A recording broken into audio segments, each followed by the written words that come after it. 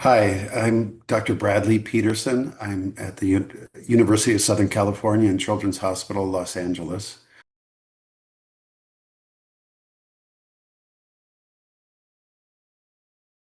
There are a lot of considerations outside of the fact that they both benefit kids on average to the same general degree.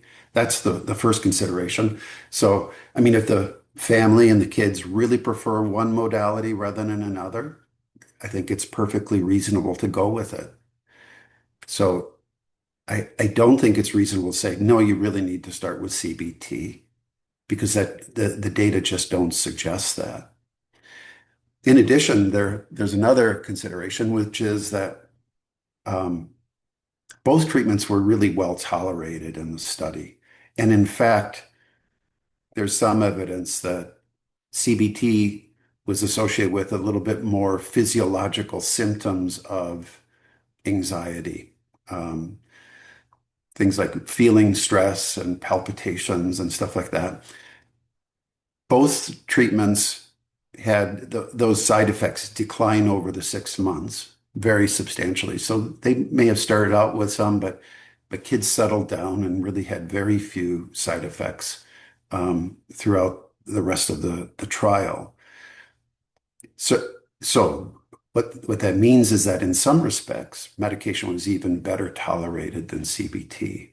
And the thinking that is that cognitive behavioral therapy involves a lot of homework, a lot of practice, kind of facing the things that you're anxious about or fear. And that does, in the short term, increase anxiety. In the long term, it reduces it.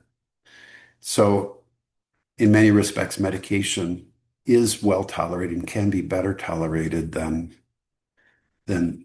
CBT. The one exception is that we did find more appetite suppression with medication than we did with CBT. But otherwise, they're really well tolerated.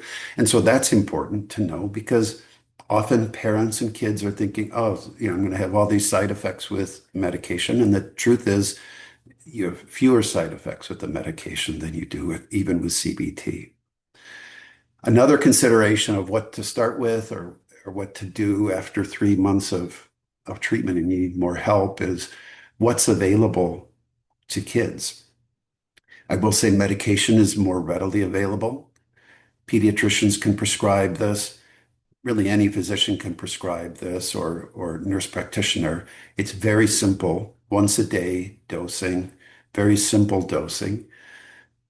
And the frequency of visits doesn't have to be as much as CBT, which is weekly. And they're kind of brief check-ins once kids are on a stable dose. So really the hassle factor can be much less with medication for some families and some kids. And then I would say that cognitive behavioral therapy can be very difficult to find and access. There aren't a whole, there are a lot of people who say, and therapists who say that they're trained in cognitive behavioral therapy, but when you actually look at what they're doing, they're not really doing what you would hope they would be doing with CBT. And even then, it's hard to find people who take insurance for CBT. And then in rural communities, it's almost impossible to find, whereas medication can be easily accessed. So those are all real world considerations, but the bottom line is what's available, what kids and families want. I think that really takes priority because ultimately they're going to get roughly the same benefit from either of the treatment modalities.